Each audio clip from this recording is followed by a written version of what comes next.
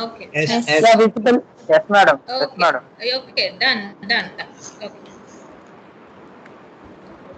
So the today first session is ML based image and video retrieval.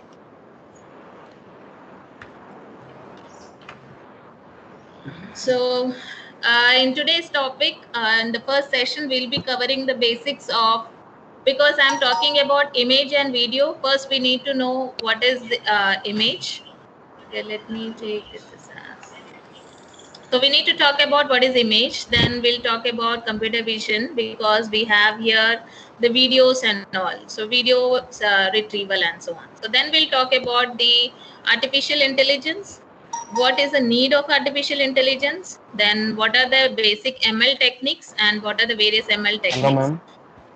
Yeah, hello. Hello, Madam, ma'am. your Ma'am, this is Anthony Vijay. Yeah. Ma'am, my name is not able to listed in this. See, related queries we can discuss after the session. Okay. Sure. Huh. Thank you. Okay. madam, sorry to disturb. Your slide is not visible to me, madam. Is it visible to all the other participants? Yes, ma'am. Yes, Yes, yes, ma'am. Yes, You are ma'am. visible. You are visible and you are Yes, audible. ma'am. It is Yes, very ma'am. much visible. Thank you. Yes. Okay, so sir, kindly check your camera, so your settings, so that it will be visible to you as well. And regarding any queries regarding attendance and all, we'll discuss once I complete the session. Okay. Fine. So today we'll be discussing about image retrieval and how ML is going to benefit us in the applications of image and video retrieval. So we'll be discussing I'll be discussing one or two publications which are done by my students basing on ML based image and video retrieval. I'll discuss one article, and then similarly I'll discuss another article related to deep learning, how it is going to help us.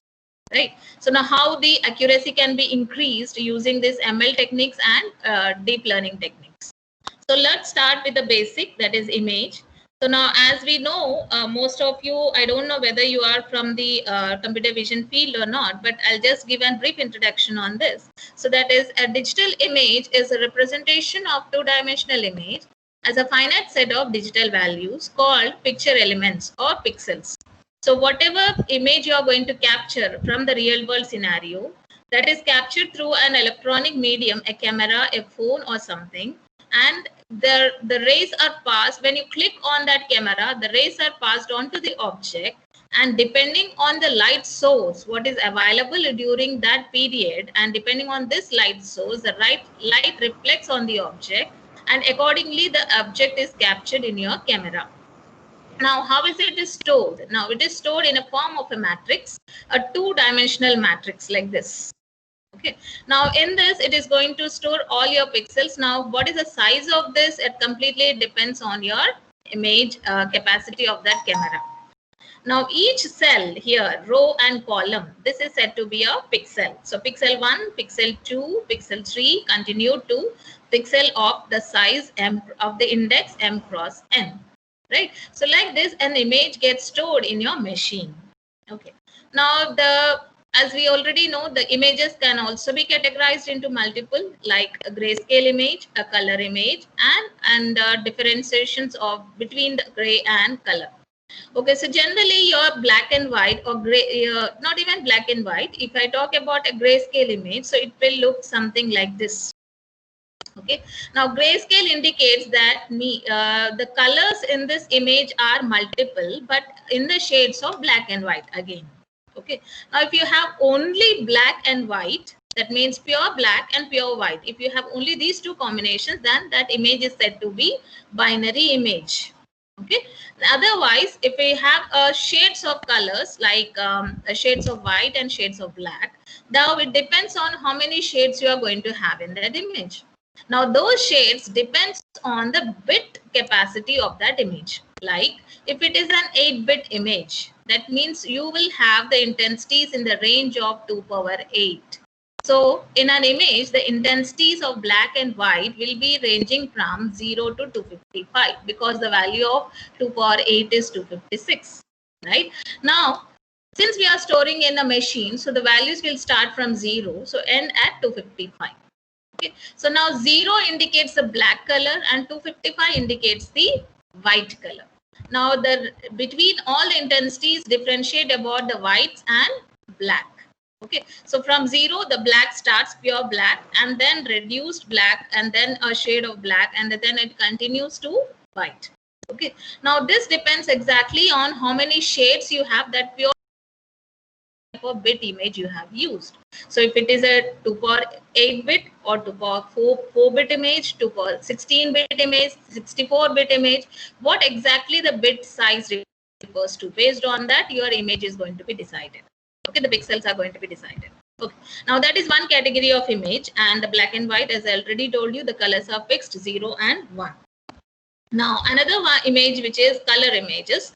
So now this color image will have the components of 3, because as you already know, color gets generated with the 3 combination of components, that is R, G and B. Right now, this with the combination of R, G, B, only a color gets generated. That means logically in the machine you will have 3 matrices, one for the R, one for the G and one for the blue. Right, so like this you have 3 different shades of matrices. Now combining these 3 matrices, your color image gets generated. So if I talk about memory, for black and white, the memory size for in the machine will be M cross N. For grayscale also the memory size is M cross N. But if I talk about color, the size of the memory for a color image is M cross N into 3. So 3 matrices of size M cross N, where M and N stands for the rows and columns of this respective image. Okay. Now, what is a digital image? Everything which is stored in a form of a machine is said to be digital. Now, that is what a digital image stands for. Now, non-digital images are everything, whatever you post on your wall and wherever you have taken a hard copy of the image, digital prints and so on. So those comes under the non-digitized. Whenever you have stored in your machine, that becomes your digitized image. Okay. So now a general representation of an image looks like this. Here you can see an image is there and which is having a set of M rows and columns. Now M and N stands here. 2724 is the rows and 2336 is the columns. Okay. Now these many rows we have and this many columns we have in that image. Now this image is a grayscale, if you can observe, because I don't have any color spectrum in this particular image. So I have only 8-bit image, which is of, as I told you, 8-bit image is generally ranges from 0 to 255. Right? So all the intensities of this image will range between 0 to 255. Now, if I talk about the pixels, let's look into how this intensities look like in machine. So if you look at here, f of 1, 1, the intensity value is 103. Right now, as I told you, Harek intensity will be ranging between this. So this intensity is having 103, and you can observe the color of this pixel. It is somewhere near to black, right? That is why the shade is like that. So 103. Now, similarly, you can observe one more pixel here at the bottom. So which is again 2724 and 23. The last column again it is near to 100 or something because it's not pure white. Now, if you observe here and the smaller region of this particular block, you can observe the intensity values here, right? So now, for visual content, for your eye, the image might look like an object. For machine, it is simply a matrix having the intensity values between the range of 0 to 255, right? For machine, it is simply a matrix. So that is why it becomes very simple for experts who are doing in image processing as well, because if you know the processing of mathematics in related to matrix, how does it perform, how can you extract some important information from the matrix, so then image processing will be a little bit easier for you to understand and get the relevant information from the images, right? So everything is a process of tactics to handle your matrix. That's it. Now, this is one thing, as I told you, remember digitization implies the pixel form. So one pixel holds 3 color values in a color screen. Now, this is a general example of representing an grayscale image in your machine. So just observe. Here I have a image. This is the whole image. Now you can see here there is a black colored region. Now if I look into the machine, it is 0, 0, 0, right? So all the pixel values of that corresponding block are 0 in my machine, right? Similarly, if you observe all the black regions, I have here zeros. Okay. Similarly, if I look at pure white regions, which are here, I have completely in my machine to be 255. Okay. Similar to that, you have all the color spectrums of black and white. So accordingly, the values are stored in the machine. So this is what we see through our eye, and this is what we see in the machine. Okay, so all the algorithms, whether it is a normal handcrafted algorithm or a machine learning algorithm or a deep learning algorithm, all of them will work on this matrix, right? So you need to write certain procedures or algorithms which can extract some information from this matrix. Okay, fine. So now the basics of image processing, digital image processing. So these are the various image processing techniques what we have in imaging. So this is like a color spectrum and then converted to grayscale. And this is the thresholded of the same image. And this you can see there is a blurring problem in the image. Okay, so now you need to remove the blur. So there are certain applications where you have a blurry images. And now you need to reduce the blur. Usually the photographs taken while in motion, while we are traveling or we are in the train and we want to capture some photographs outside the train when the train is moving, usually the images which are captured will be blurred, right? Now, but we cannot retake those pictures. So only thing is that you need to correct the blur in those images, right? So you have lots of techniques in image processing to reduce that blur and so on. Similarly, this is one sharpening, this is the thresholding, this is a scan representation, and this is the edges of an image. So now all of them are the basic things what we perform in image processing. Now how we perform that I'll discuss now. So to perform them, you need to apply some key processing stages in image processing, like you need to first enhance your image for better clarity. Because if the image is not clear enough for processing, before ML techniques, before applying any ML technique or DL technique, image must be clear enough, so that otherwise the features what are extracted from ML or DL will not give you the accurate results, right? So always the image must be pre-processed through some stages. Now those can be image enhancement is the basic one which we call as a pre-processing step in almost all the applications.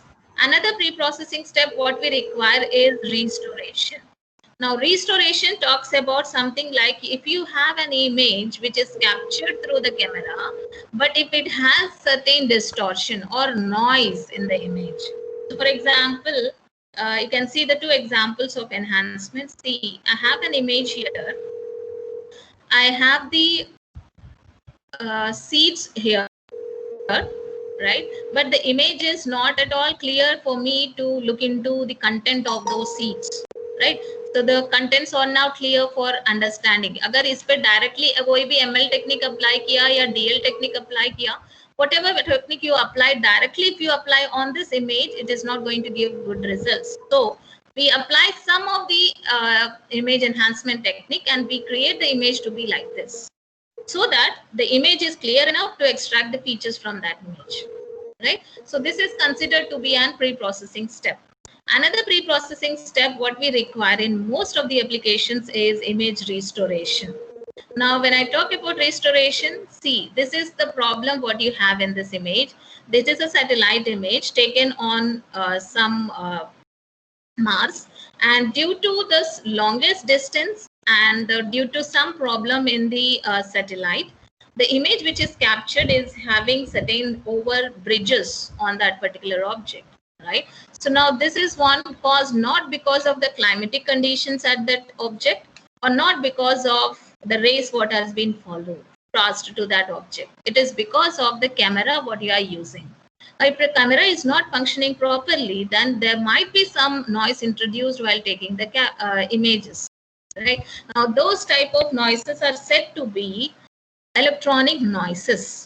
Okay, electronic noises or periodic noises. So basically there are two types of noises which we have in the image. One is electronic noise which is induced because of the images, and another noise which is personally we incorporate into the image, right? So those are called as additive noises, right? People try to introduce the noise while transmitting your images from one source to the other, right? So there are two types. So we have to remove both the categories of noises before applying any ML technique and DL technique. Okay, so we have lots of algorithms again to restore those types of images. Now, once we restore, you can see, observe that the image is much clearer for analysis or feature extraction, right? So always the image must be clear. So the basic steps must be, whatever image you want to work on, first it should be clear enough. So apply these two as the pre-processing steps, then apply the machine learning techniques on it. Okay. Now these are all the remaining top things. Now now basically computer vision applications will have three basic steps, as I told you. One is image pre-processing, next it is image analysis, next it is computer vision. So image processing is the one where you try to remove all the distortions from the images. Now the output is again an image, remember that. For image processing, the input is image, output is again an image. Now once we get an image here, again we try to target a particular region of interest. Like suppose if I want to track only the number plate of vehicles, then I'll apply pre-processing steps first, then I go for the image analysis. That means I target only the region where you have the number plate, remaining the road, remaining vehicles, and the remaining pedestrians walking in the road, or any other vehicle information or any other traffic information, sky information, all these are irrelevant for me if my target is only to detect the number plate, right? My focus is fixed. So now I target only, or I extract only the number plate region. That is called as segmentation, right? So you can apply any of the segmentation techniques which exist, with any segmentation techniques which exist in this particular domain, and you can target only on that particular region and crop that particular region from those images, right? Now once I have the particular region of interest, then you can apply any computer vision technique like ML and DL, right? Because once you have that number plate, now you have that region of number plate. Now once you have that region of number plate, you need to recognize the characters. It is ABC or 1, 2, 3 and so on. Now here you can apply the ML techniques or DL techniques. Accordingly, your machine can be trained, right? So like that, any computer vision related application, if you want to apply a real intelligence to it, the images must be clear enough. So that is why we follow these 3 steps in all the applications of machine vision related applications. Okay. Now, what is vision? Everybody knows. Vision is a process of discovering what is present in the world and where it is by looking at. So, vision in terms of human is actually your eye. I see the real scenario and I pass that information to my brain. Now, my brain processes it, whether I am in my cabin, whether I am in on the road, whether I am driving, or whether I am at some other location. So like that, looking at the scenario which is having around near opposite to my eye, accordingly my brain acts, right? So that is what the vision does. Now, if I convert, because every person cannot be at any location, so we have created computer vision. Now, computer vision is you replace your digitized eye, your eye with your camera. So you place cameras at your respective places. Now camera is going to actually take the vision, the real scenario of the scene, and take the particular acquisition of that particular location, and that particular location image is sent to certain algorithms which are stored in your machine. Now, those algorithms could be handcrafted algorithms or ML based algorithms or DL based algorithms. Okay, each of them have its own importance and disadvantages. All the 3 methods, I'll discuss all of them today. Now, according to them, accordingly the algorithm works, and accordingly your output is going to be generated. That means the output which you are going to targeting on. So it depends completely on what method you have chosen for processing those videos or images. Okay. Fine. Now, computer vision, it's like an image is worth than more than 1,000 words. So these are the basics. Now, how do I train my machine? Right? How do I train my machine? Now, to train a machine, you need to have positive samples as well as the negative samples. Does the image I, for example, if I'm just taking a particular example, does the image I contain an image of a person or not? If I have to justify this, I have to look into the image first and see whether there is an object in the shape of a human. If it is the shape of a human in any direction, then I'd say that the image is of a person, otherwise it's not a person. The machine has to train that it should have a positive samples of the person as well as the negative samples of that person. Then only the machine can be trained, right? So for example, if you look into this example, I have 6 images and you can observe in all the 6 images there are humans.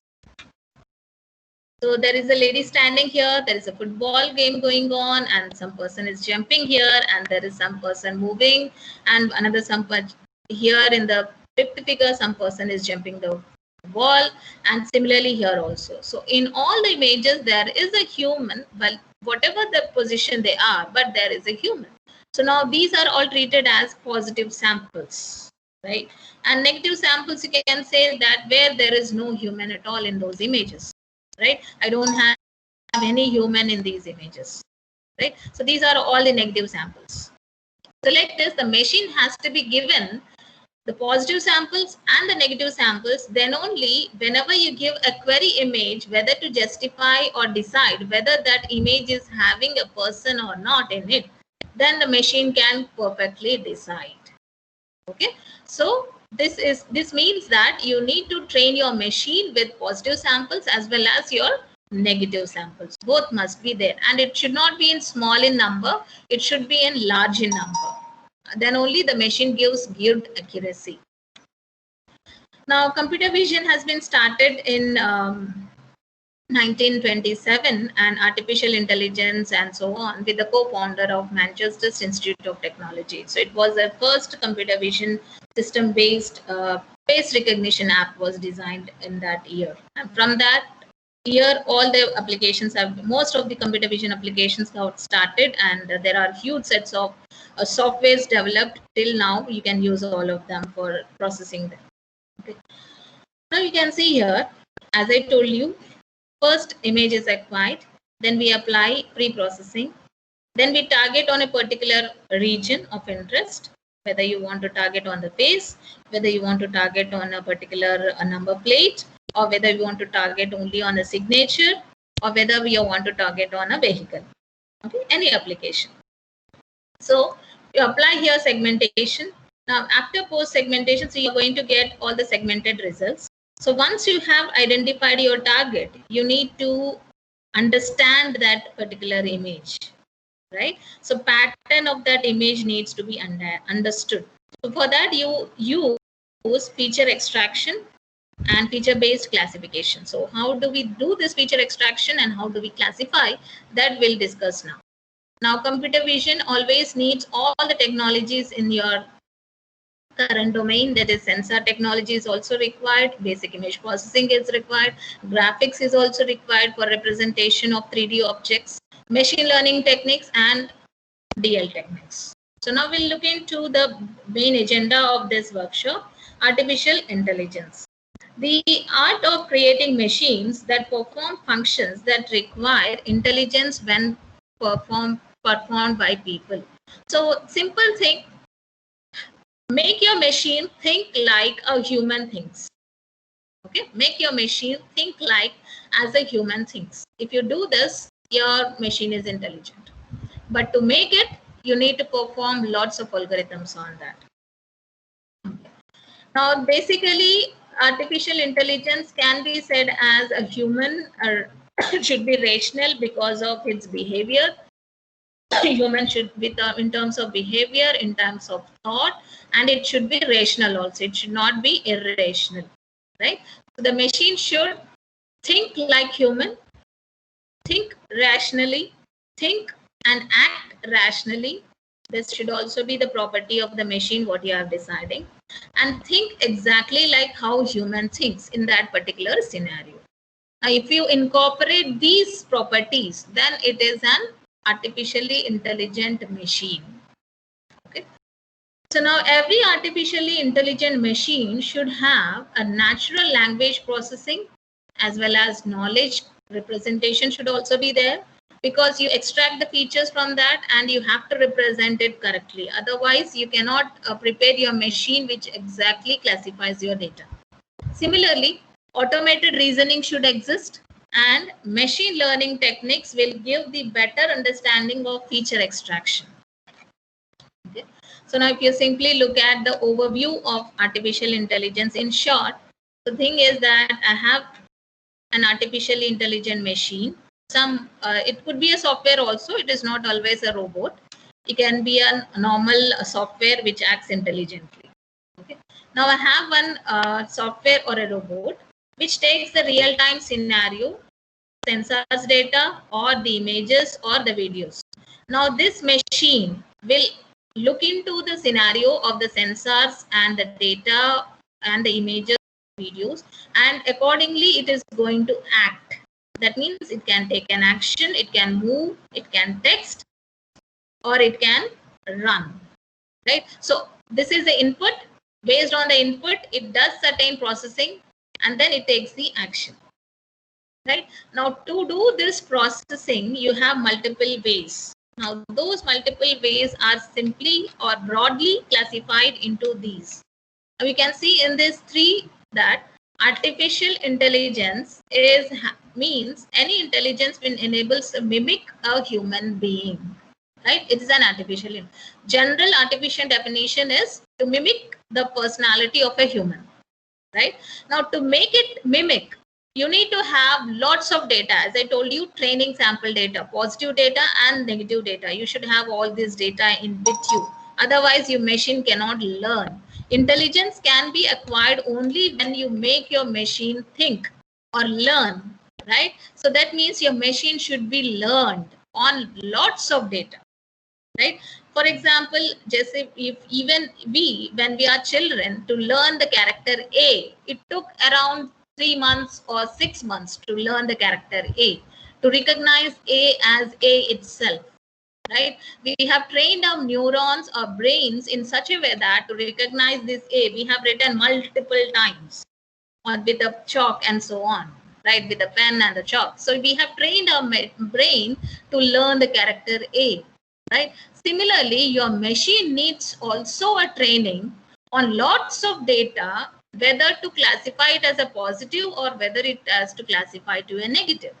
Right? So your machine needs to be training in lots of data. So that is what your machine is learned.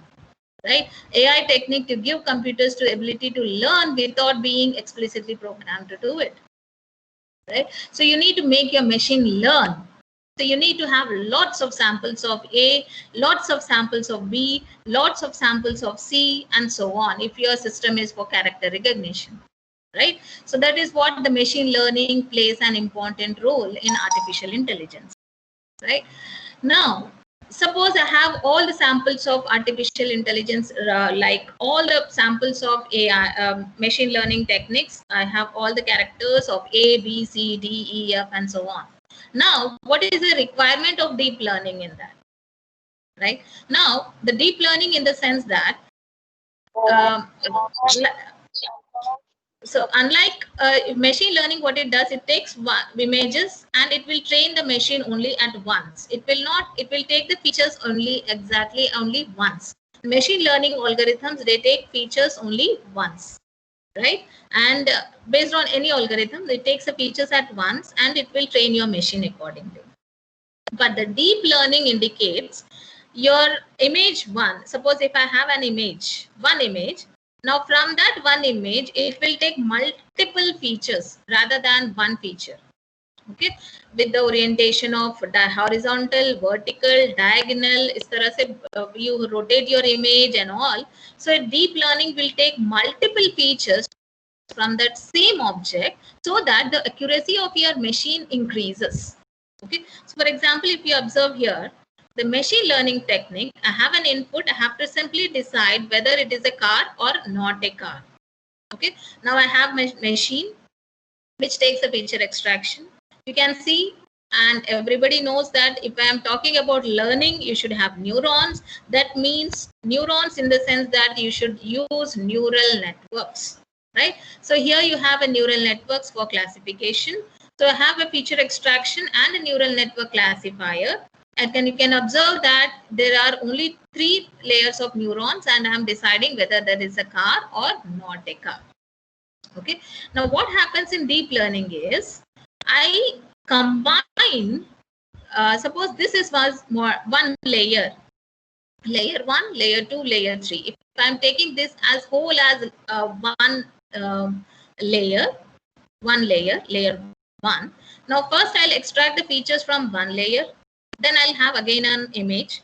Now from the result of this, I'll take and again second layer of features, and then again I apply the third layer of features, again I get the fourth layer of features, and so on.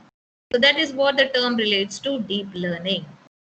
Okay, now you have again how to do that deep learning, everything. I'm not going into depth of deep learning today because we have a dedicated lecture for that. So for today, I'm just giving a brief difference between the machine learning and deep learning. Okay. Now, the machine learning techniques can also be applied and deep learning can also be applied.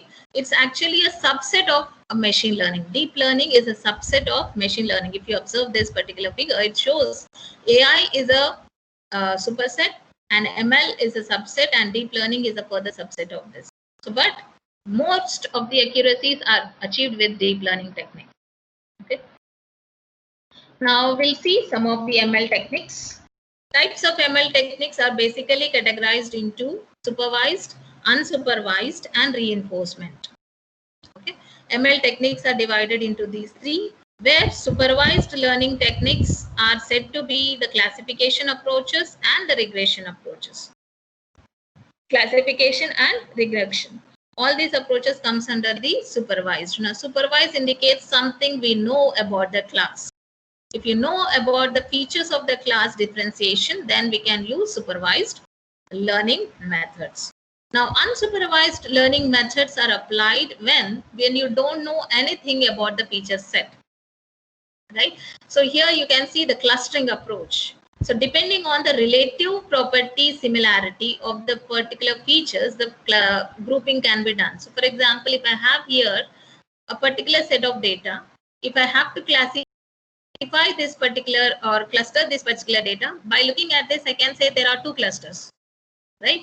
But if I look into depth of the properties of the nature of these particular set values, you can observe basically there are 2 clusters I can make, or I can make because these are related to each other, these are related to each other, and these are related to each other respectively. I have here 5 clusters, right? So totally I have here 5 clusters. So this is unsupervised, which means we are not having a prior information. We are having the information about the based on the properties of the data, you are going to group them. Okay, so one of the such approaches is clustering. So you can observe here classification, regression, clustering. So these are all the terminologies used in machine learning technique. Okay, and according to our requirement, we are going to use them. Okay. Now, unsupervised learning. I'll be discussing some of the techniques now in ML. Then I'll discuss about image retrieval and so on. So association rule is where one such rule is like association is one such property for supervised, unsupervised learning, where you should be discovering the exact rules that will describe the large portions of your data. So for example, and people who buy X are also tend to buy product Y. Okay, so this is a prediction. So the learning based on prediction. Suppose if I buy a product like a soap, obviously I would be having, I would also buy a dishwasher or hand soap. Okay? So these are some related items. So it is a prediction based association rules. So if X happens, then Y also should happen. So like you form certain rules to train your machine. Okay, so those things are said to be association rules. And similarly, another example is receive a book or movie recommendation based upon the previous purchases or searches. So based on your previous information of search retrieval, you are going to have a recommendation. This is much widely done in your YouTube, as well as in your YouTube. When you try to search a particular video, you'll get all the related videos, recommended videos. It will show you the recommendations, right? So similarly in the Facebook also it is coming up these days, like you get your recommendations of friends whom you can have a friendship. You can have request to add into their friends group. So these are something relevant to recommendations based on your searches and your purchases. So these are these unsupervised learning methods. Another one technique is reinforcement learning. Now in reinforcement learning, what happens is more general supervised or unsupervised learning is applied. So that means based on the reward of new state, environment, and agent. It takes actually it won't take the action directly. Instead, it takes the action based on its interactions with the environment. Based on that interaction of the environment, it takes the decision instead of the rule. Rule is something like you fix a rule: if X happens, then Y should happen, right? But it is not the general scenario in all the cases. So it depends whether if X is bought, Y cannot be bought by that person, right? So it depends exactly on the current scenario. So for such type of applications, you can use reinforcement learning, okay, which exactly looks into the current scenario and accordingly the action is taken. Now, why this is, it's very thing like why reinforcement learning is required. So how machines behave in case of a fire. Suppose if I have a program designed in classical program and a program designed in machine learning and a reinforcement learning. If I have designed a program in all the three categories, the general program which will have rules. If this happens, you have to do this. If this happens, you have to do this. You have a fixed rules. So what it does say when there is a fire in that particular lab, and if you have designed only classical program, so a step-by-step process to exit the room, which is very time consuming. So it will take into, first it will detect that there is a fire. So now if there is a fire, I have to move, get up from my chair, then I have to walk, and then I have to open the door, then I have to go outside. So I'll have step-by-step instructions, which is very tedious, and there will be a dangerous scenarios also in that case, right? So now we have a basic program, but with a machine learning technique.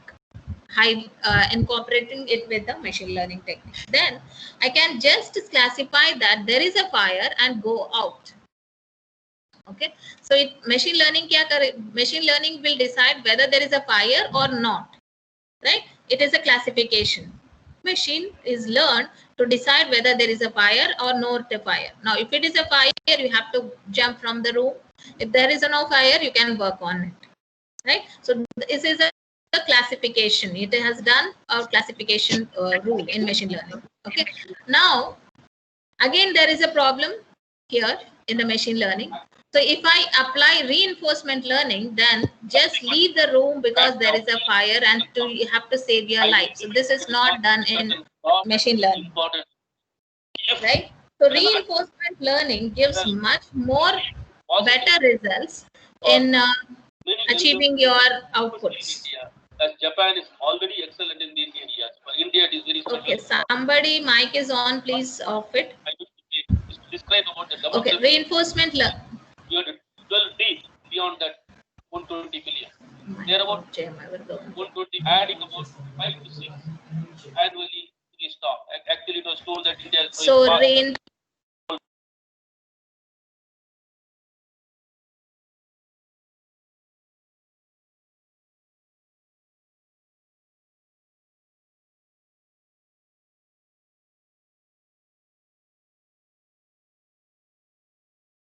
Ma'am, your voice is yeah, I have started. not audible. It seems now it's fine. Now it is yeah, audible. It's better. Okay. Yes, ma'am, it's okay. Yes, madam. Okay. Yes, ma'am. Okay.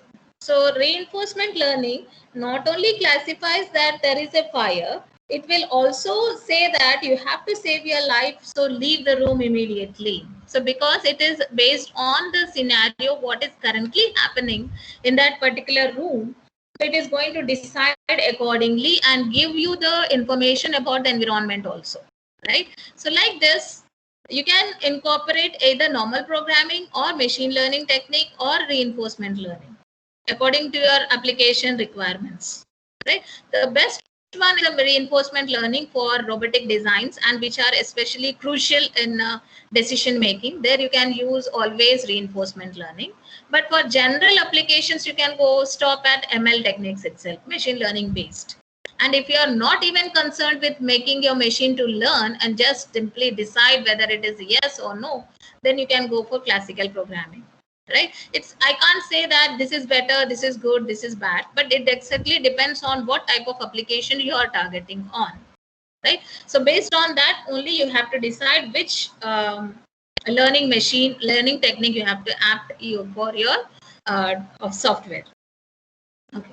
Now, deep learning, as I told you, simple neural network is the one there we have only one stage of extracting the features, the depth features. But when I talk about deep learning, you have multiple depths to extract the features. Okay. So if I talk about simple example for neural network, simple neural network might extract only 100 features, suppose. Okay, but when you apply that deep level features, so 100 into 4, because I am extracting 4 times, so 100 into 4, so 400 features are extracted in deep neural networks for the same image. Okay, so like this you can have the accuracies are good with the neural networks also. Further, it can be increased with deep learning, also increase the accuracy with deep neural networks. Now, various techniques in ML are decision trees, Naive Bayes classification, support vector machines, random forest, linear regression, ordinary least square regression, and logistic regression. Okay. Like this, you have multiple learning techniques of supervised learning. Now, I don't have much time to explain all of them, but I'll try to focus on one or two of them. So now basically first thing, what is classification? Because image retrieval is based on the concept of classification or image classification, right? So now here the classification, as I told you, the machine should be learned first, the machine. So if you look into this particular example, I have a training set and a testing set. So if you observe here, this is a class. There is a no, no, no, no followed by S, no, no, S, no, S. Now it means I have two classes in my data set. Some samples relates to no and some samples are with yes. Right? I have two samples, positive samples and negative samples, yes and no. So I have only two classes here. So you can have more than two classes also. But for time being, I'm fixing for the two classes. So I have here two classes, yes and no. Right? Now I'm having positive samples and negative samples. I'll build a model. Now, this model is based on either decision tree or any of these Naive Bayes technique or SVM or random forest, anything. Any one of the approaches can be used here to train your model. Okay. Now, once I have trained this model on this data through learning algorithm, the algorithm can be anyone. Now, after that, I try to apply it to my real-time data to classify. So now I'm applying on to take the decision on the new test sample. That means my model is trained on this data, right? Now, once a model has been trained, I want to apply it and verify its capability. So for that, I need to have some test set, right? So I have here a test set. You can observe that I have the attribute values, but the class is not decided. It is question mark. Right? If I have the attribute no, small, 55K, whether it will belong to the class yes or whether it will belong to the class no, I have to decide based on my machine, whatever is designed. Okay. Now, whatever model you have designed, whether it is based on decision tree, whether it is based on Naive Bayes, whether it is based on support vector machine, any other, it will give different results accordingly because the algorithms are different. The feature extraction process is different. The methodology applied in all of these methods are different. So obviously the results what they generate are going to be different, right? And you can also say same decision tree can give different results on different data sets, obviously, right? And on the same data set X, decision tree could give some other result, Navy Bayes will give some other result, support vector machine will give some other result, because the approaches what they adapt are different, so the results are going to be different. So according to your application, whatever application you are going to design, for that you have to choose which one suits for us, and accordingly we have to take the one which gives highest accuracy, okay, which gives the highest accuracy on the data set what we are processing on. So we have to take a decision on our side. Fine. So now let's see one approach. Suppose if I have the same machine built as it is shown on the screen, and let's say this learn model is based on decision tree, the first one. Now decision tree itself, the name itself says decision tree. Now tree in the form of conditions, rules. The tree is formed with the rules. So example, you can say that if I have a particular data like this, I have categorical data, categorical and continuous, and the class yes and no. Now if I have a sample, so the rules are, if the refund is yes, suppose if refund is yes, always the class is no. If you observe, whenever the refund is yes, always the class is no. Whenever the refund is yes, always the class is no. Whenever the refund is yes, always the class is no. So I can make a rule, if refund is yes, then the class belongs to no directly. I need not check the marital status and taxable income. Okay. Now if the refund is no, then I have to check whether the marital status is married or single or divorced. Right. So like this, I have to decide accordingly, and I'll have the trees based on it. Okay. Now this tree is not fixed for this particular data set. You can have multiple trees. So this is one such decision tree. You can have another decision tree like this, where the marital status is no, then followed by all the features, right? So you can have multiple rules to define a particular row belongs to class X or class Y.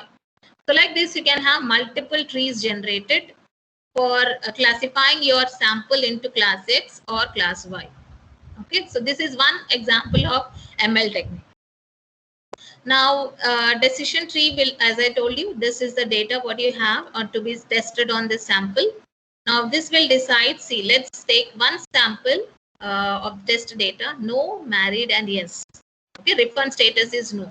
So now when I say, when I check the refund status, it is no. So it is going to move to the right path, which is marital status. Now, if the marital status is no, it is going to check for the marital status. Now marital status is stated as married, so obviously the class is going to be, no need to check taxable income, so directly it goes to the class no.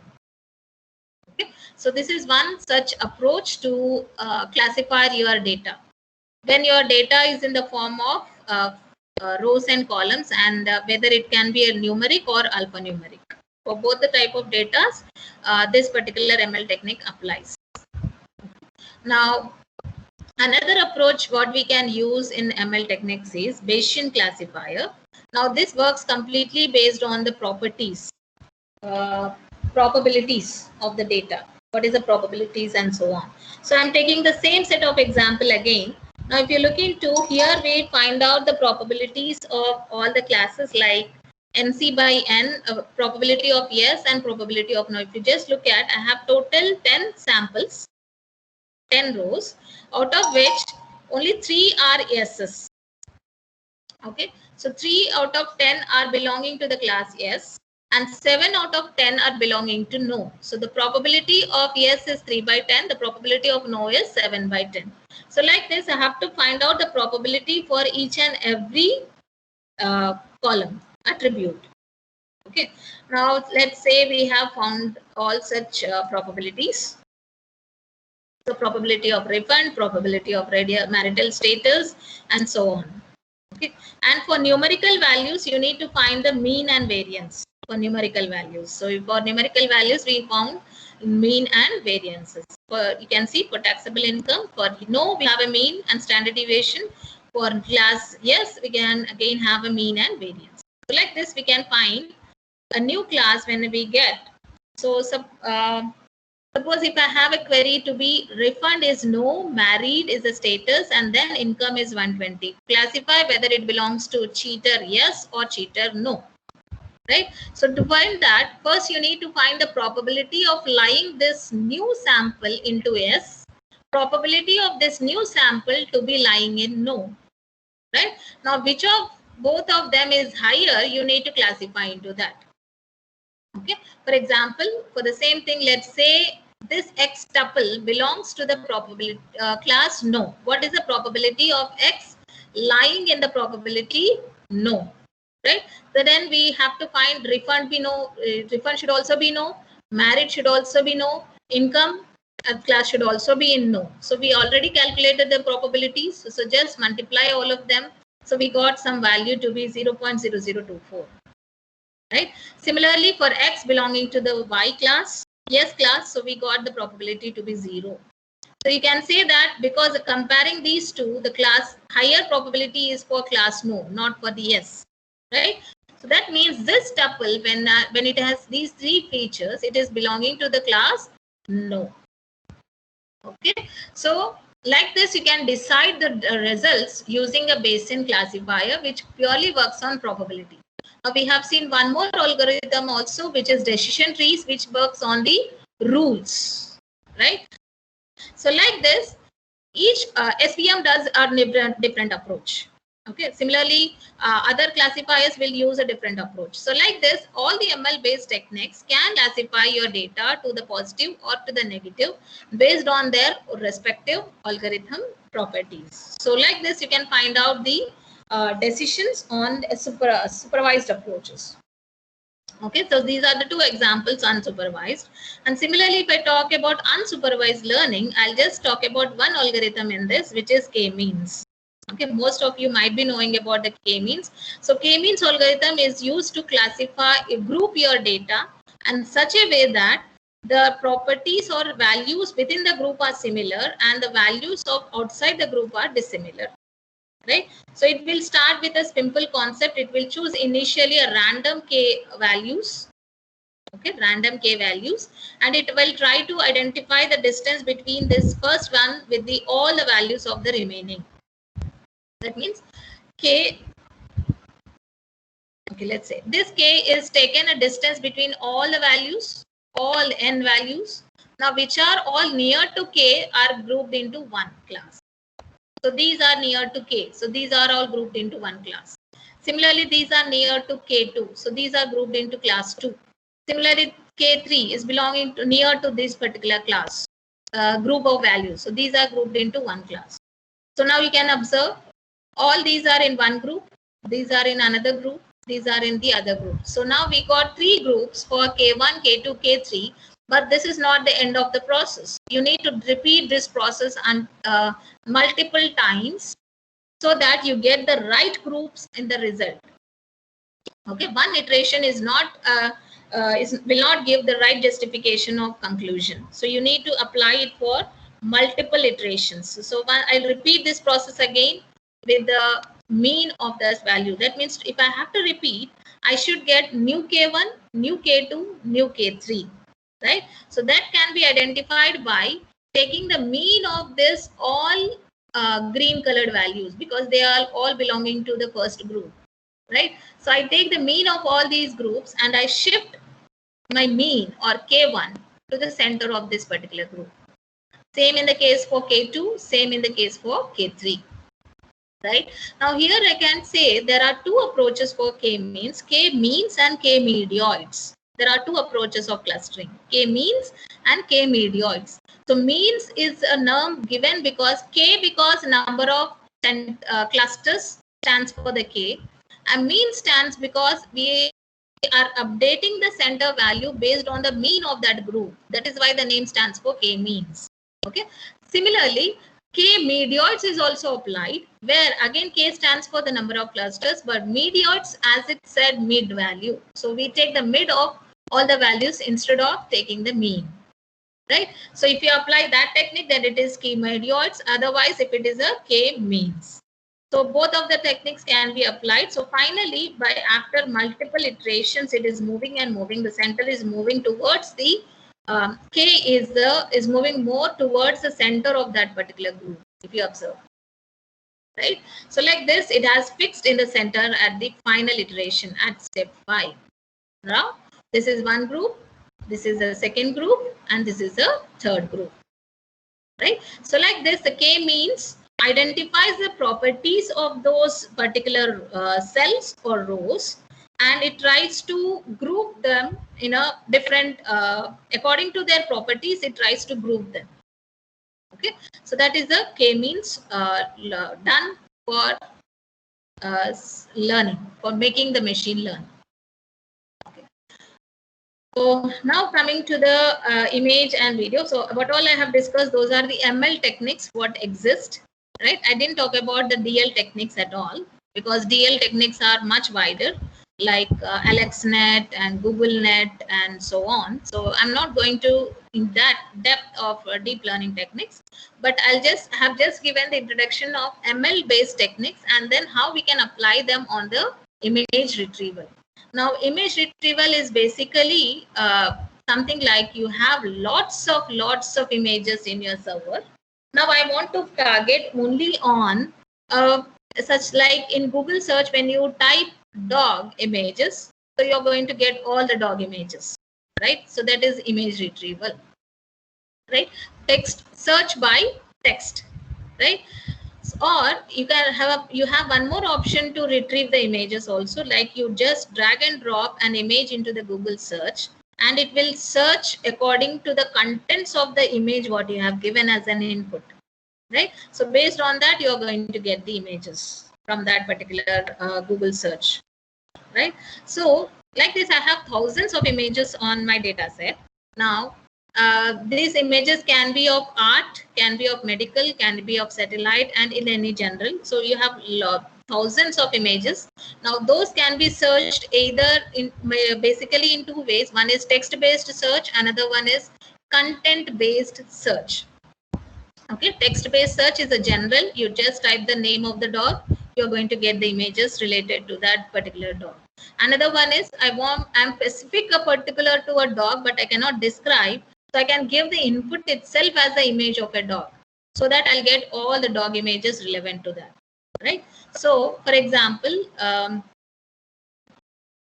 okay, we call that as a content-based image retrieval, because when I talk about this content-based search, I have to look exactly what do we have in that image. Based on that only I can retrieve the relevant information, right? So for that one, you need to go for content-based image retrieval application, CBIR in short, if you say, right? For example, suppose in the query I have given this image. Okay, I have given this as an input in Google for image search. Now, when I give this image, I'll get some images like this. All are of roses and all of are of red color, right? So this is a sample that based on the content of the input image, I'm going to get this results. Now, what is the content matched exactly? One thing is that the rose has a particular pattern of texture, and it has a particular pattern of color. You can observe I didn't get any yellow color rose or any other colored rose here, right? I got mostly the red color roses.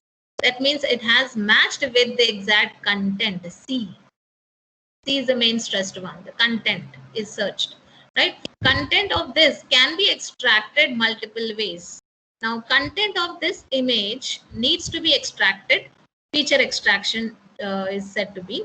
So the features of this image or the content of this particular image can be extracted with handcrafted methods, can be extracted with ML techniques, can be extracted with DL techniques. Okay. Now, simple retrieval machine is a query you give to the data. You have a database, you have a query, and from whichever this query features which are matching to the whole data set exactly, all from all thousands of images, it will match the features. Now only the ones which are matching, the probability is high, only those are retrieved on the result. Right now, how much retrieval you are getting accurately, that depends on what features you have chosen. Okay, what features we have chosen to get that results. Now those features can be like primitive features, semantic features, domain features, or deep learning features. Right, primitive features in the sense like color and histogram.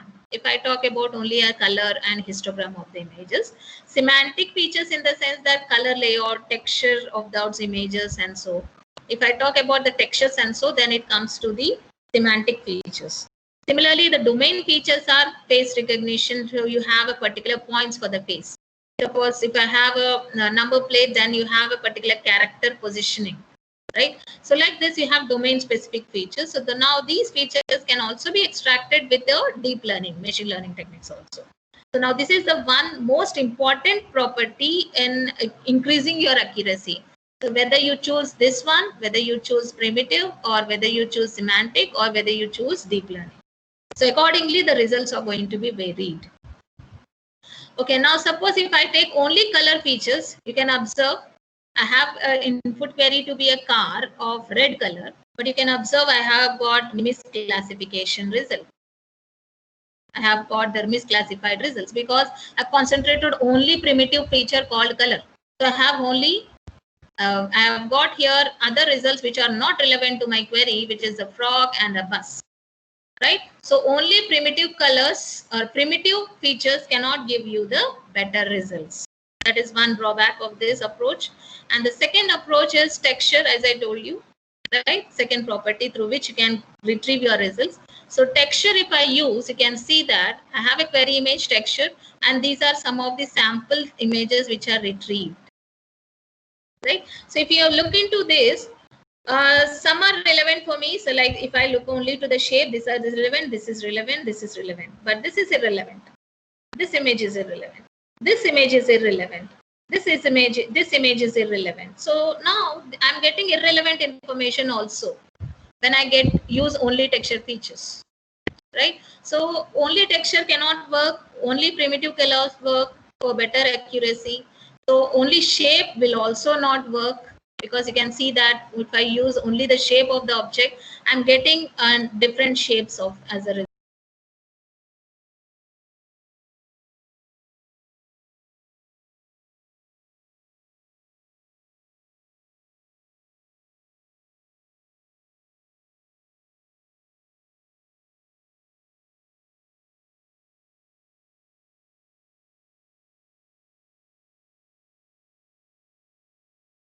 So key point descriptors is a concept used in SIFT operation. So if time permits, in the other session, I'll detail if time permits, or then we can discuss in detail.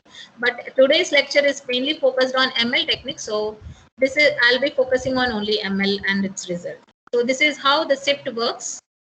So SIFT works on the point matching like this, right? So though the image is rotated in format, but it is able to match that, yeah, this image belongs to this person only. Though the image is rotated, or scale invariant and rotation invariant and illumination invariant, all of them will be solved with SIFT operator. Okay, so if anybody is interested, they can work on this particular topic also. Now, one more topic with one of the terms used in image retrieval is bag of words. It's widely used in image retrieval applications, where you have the object, some object. Now, on this object, I create a bag of features. Okay, bag of features. Now, words can be said in my retrieval application as bag of features. Now, what are the features of my object? Eyes, nose, lips, the neck, head, and so on. These are my features. So if you observe, my bag is constructed based on the features of that particular object. right? So I have multiple features of that particular object. So now if I contain such features of bag, then it is said to be bag of words or bag of features, right? The term actually bag of words is taken from text processing, but when I talk about imaging, I replace this term as bag of features because I talk about features, not a word here, right? So bag of words is a term used for text processing. Now bag of features is a word used in imaging. Okay. So now I'll discuss now what we do in basically bag of words is, for this input, whatever image we have, we construct multiple features. We extract the multiple word features of this. So features are this for me. Now, how many are there for each feature? Bag of words is actually a histogram. You need to represent them in a histogram. So I have this pattern these many times repeating in this particular image. I have this pattern repeating for these many times in this image. I have this pattern repeating many times in this image, right? So like this is the occurrence. The vertical bars are the occurrences of this particular patterns. So I have these many patterns which are occurring these many times, right? So simple thing, if I have this bag with me, then whatever the query is coming up, if you have getting an image which is in the form of this texture, obviously the patterns will be high for these particular patterns in that query test image also, right? Now when in the test image also, when you find the same pattern of these frequencies, if the same pattern of frequencies is found in query test image also, then I can classify that query image into this particular class.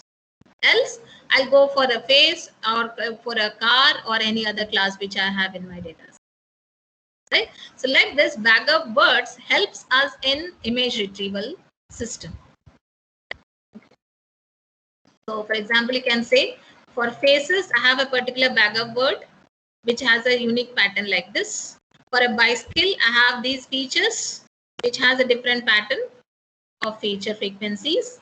And similarly for the instrument, I have a different features and the pattern of that is different, right? Now, if I get an image of bicycle, obviously that bicycle image is going to have a pattern similar to this, right? I need not match pixel by pixel at all.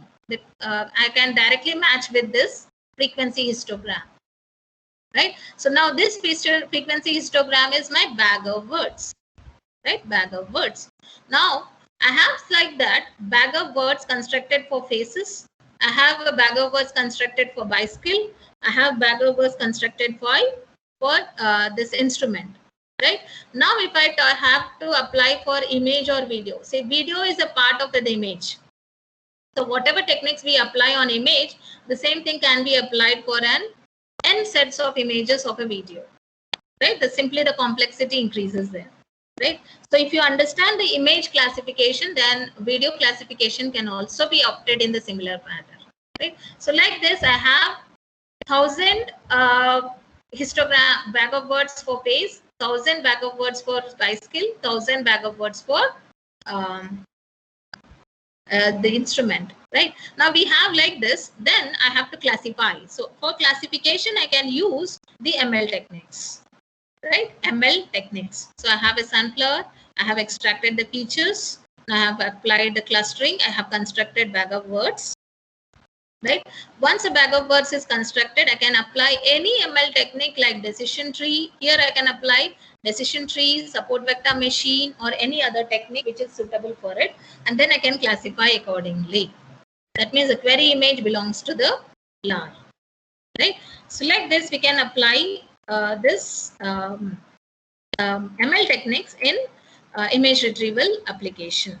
Now, I just give a brief difference between where we apply ML and where do we apply DL. Now, if you look into this particular slide, I have first taken the features through any of the handcrafted approach. Then I constructed bag of words. Then I applied ML technique. ML technique cannot be applied directly on the images. Remember that. ML techniques can be applied only on the features of the image. It cannot apply directly on the image. Okay, so my ML techniques can be done only once these two phases are ready with me, then only I can apply ML techniques. Okay, then I can classify my images.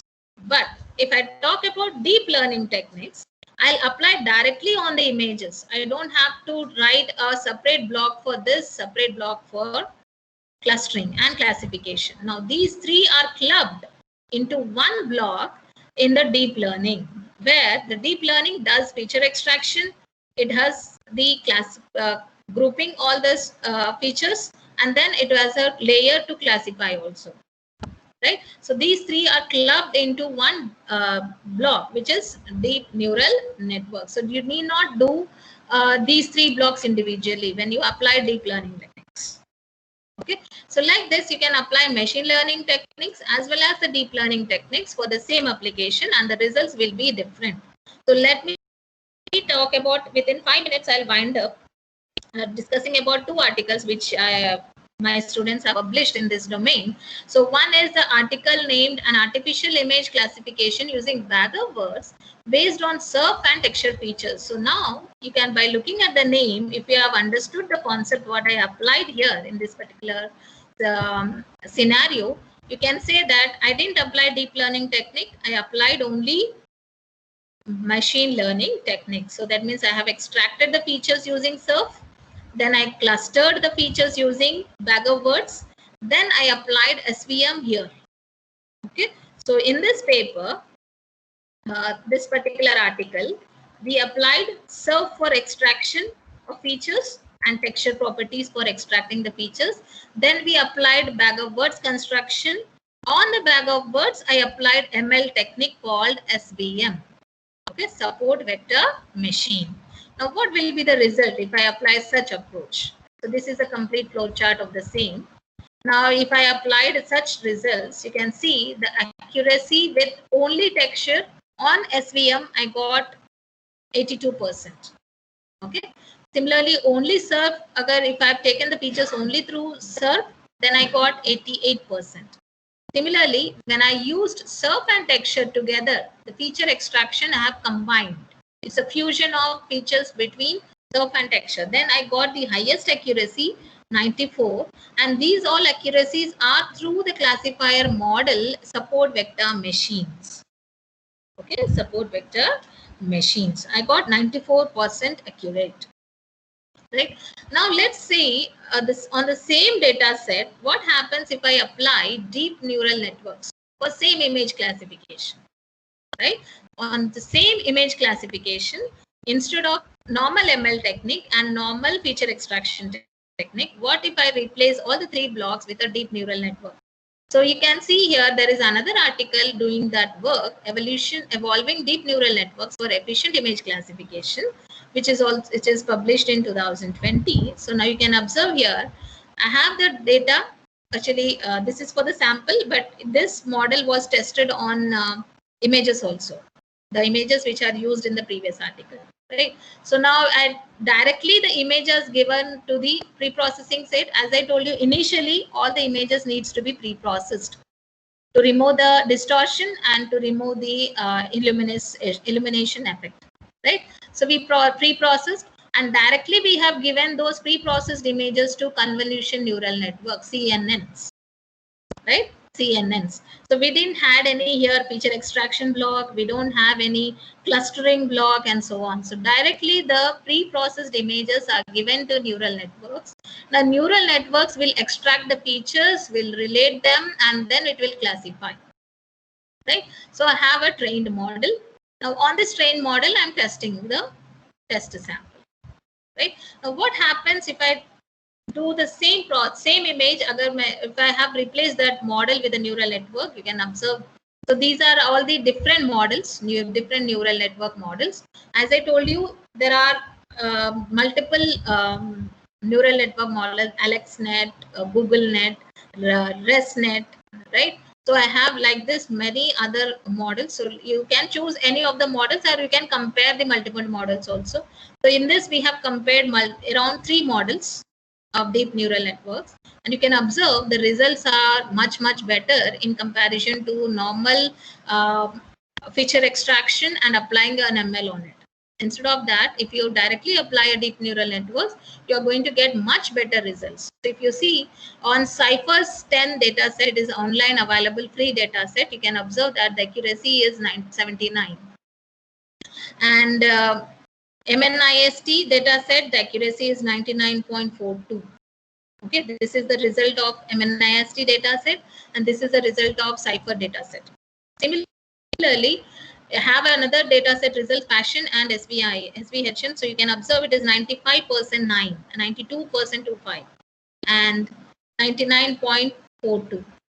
Right. So like this, if you apply deep learning, it is giving much better results in comparison to the manual handcrafted feature extraction approach. Right, but actually you can say, by looking at these results, somebody might say that the image retrieval will be much better if you apply deep learning techniques, but actually it depends on image to image, data set to data set, and again on exactly what region of interest you are targeting on. Right, so like this, you can apply multiple techniques. Each of them has pros and cons, as I discussed right from the initial slide to this slide. So you can apply, it is actually up to the application what you want to decide. But in terms of only for image classification, if I talk, deep learning techniques are giving much better results in comparison to the handcrafted approaches or simple ML techniques. Okay.